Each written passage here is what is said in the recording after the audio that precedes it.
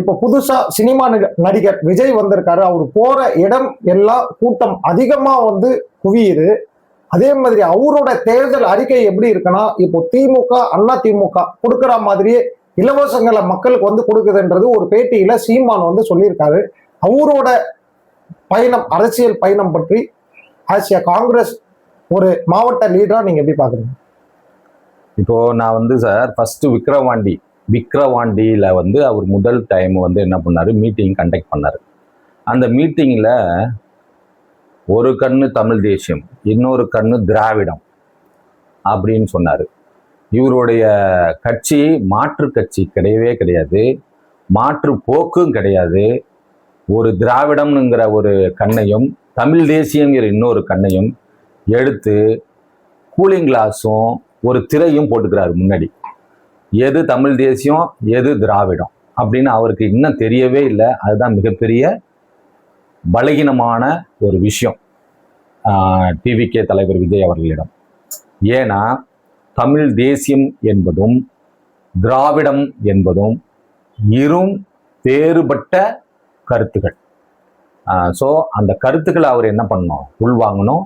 அந்த கருத்துக்களை படித்த பிறகு தமிழ் தேசியம் என்றால் என்ன, திராவிடம் என்றால் என்ன, திராவிடம் எங்கிருந்து எங்கு வரை முடிகிறது, திராவிடம் எப்போ ஸ்டார்ட் பண்ணது, அனைத்தையும் கற்றுக்கொண்டு அவர் ஃபீல்டில் இறங்கி அதை தன்னுடைய கேடஸ் தொண்டர்கள், அப்புறம் அதுக்கான பதவி வகிக்கிறவர்கள் அனைவரிடமும் அதை சொன்னாலே அது நல்லதாக இருக்கும். ஸோ இது ஒரு ஜஸ்ட் லைக் அன் ஃபெஸ்டிவல் க்ரௌடுன்னு சொல்லுவாங்க. ஃபெஸ்டிவல் க்ரௌட், ஒரு ஃபெஸ்டிவல் நடக்கும். இப்போ தான் ஜஸ்ட் நவ் எங்கள் ஊரில் அங்காளேஸ்வரி திருவிழா நடந்தது. சுற்றுப்பட்டி கிராமங்களில் உள்ள மக்கள் ஃபுல்லாக கூடுவாங்க. இஃப் யூ டோன்ட் மைண்ட், நான் ஒன்று சொல்கிறேன் சார், நீங்கள் போய் இன்னைக்கு போய் பாருங்கள், அந்த கோயிலில் குப்பையும் கூலமும் 4-5 பேர் மட்டும் தான் இருப்பாங்க அங்கே. ஸோ இதுதான் இப்போ நடக்கிறது.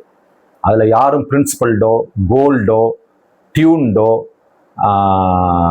ஒரு எப்படி சொல்கிறதுன்னா ஒரு மார்க்டு பிரின்சிபல் ஃபார்ம்டு குரூப்ஸும் அங்கே இல்லை. இது ஒரு திருவிழா கூட்டம்.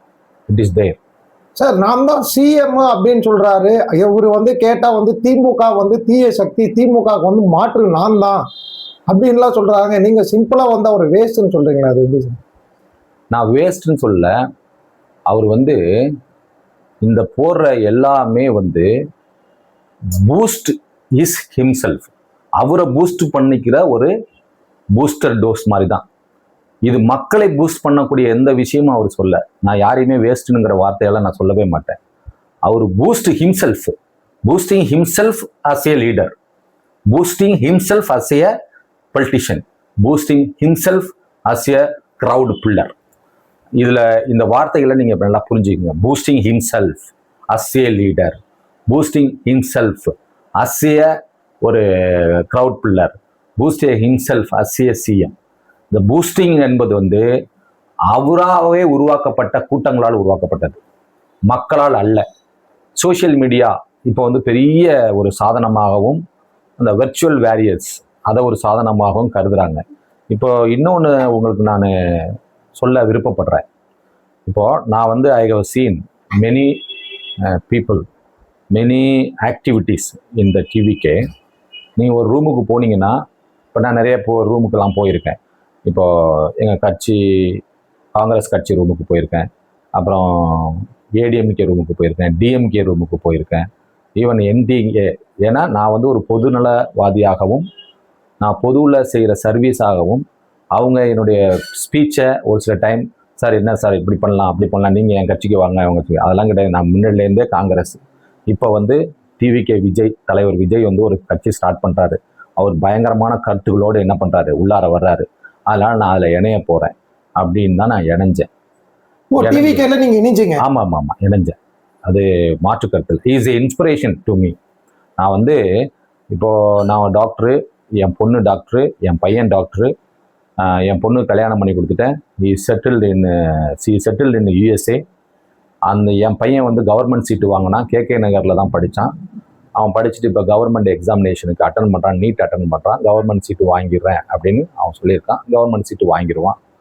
ஸோ அதனால் தான் நான் இப்போ என்ன பண்ணுறேன், இப்போ என்னோட பிள்ளைங்கள்லாம் வந்து மருத்துவத்துக்கு வந்துருச்சு, நான் என்ன பண்ணுறேன், பொதுவான வாழ்க்கைக்கு போகிறேன், என்னால் முடிஞ்சதை மக்களுக்கு செய்கிறேன்னு தான் வந்தேன். அப்போ நான் சூஸ் பண்ணது வந்து டிவிக்கே தான். டிவிக்கே உள்ளே தான் போனேன்.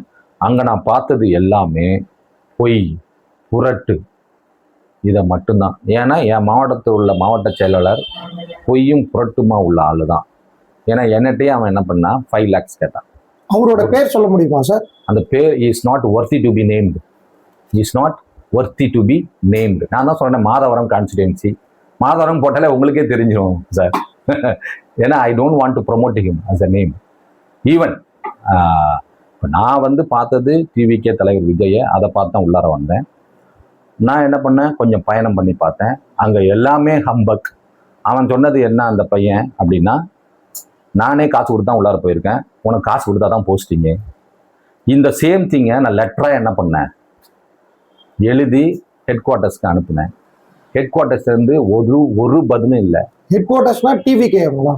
எது, எந்த ஹெட் குவார்ட்டர்ஸ் காமிச்சிங்க? பனையூர் ஹெட் குவார்ட்டர்ஸ்க்கு, பனையூர் ஹெட் குவார்ட்டர்ஸ்க்கு அனுப்புனேன். ரிஜிஸ்டர் போஸ்ட், சாதாரண போஸ்ட் இல்லை, ரிஜிஸ்டர் போஸ்ட் அனுப்புனேன். அந்த ரிஜிஸ்டர்ஸ் போட்டியும் ரிசீவ்ட் ஆயிடுச்சு.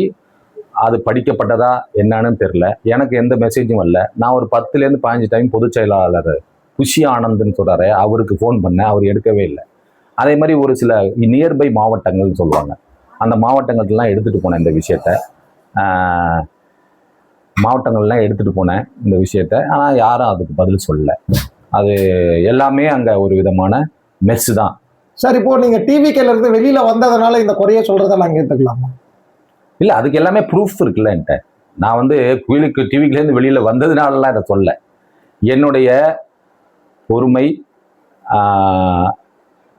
என்னுடைய லெட்டர், என்னுடைய ஃபோனுக்கெல்லாம் பதில் கொடுக்க முடியாத ஆள் இவ்வளோ பெரிய மக்களுக்கு எப்படி பதில் கொடுப்பாங்க? நான் எவ்வளோ விஷயம் செஞ்சுருக்கேன், 5 lakhs செலவு பண்ணியிருக்கேன்.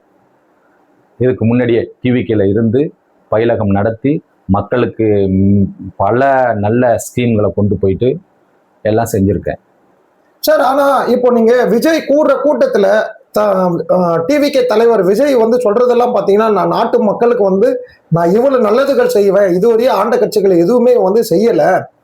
ஸோ பெண்களுக்கு வந்து நான் பாதுகாப்பு கொடுப்பேன், நான் வந்து லஞ்சம் ஒழிப்பேன் அப்படின்றாரு. அவங்க கட்சியே லஞ்சம் வாங்குதுன்றீங்க. அது எப்படி சார் வந்து பொதுமக்கள் கிட்ட வந்து இது வந்து பார்வை எப்படி சார் இருக்கு? இல்லை, கண்டிப்பாக நீங்கள் கேட்குற கேள்வி நல்ல கொஸ்டின் தான்.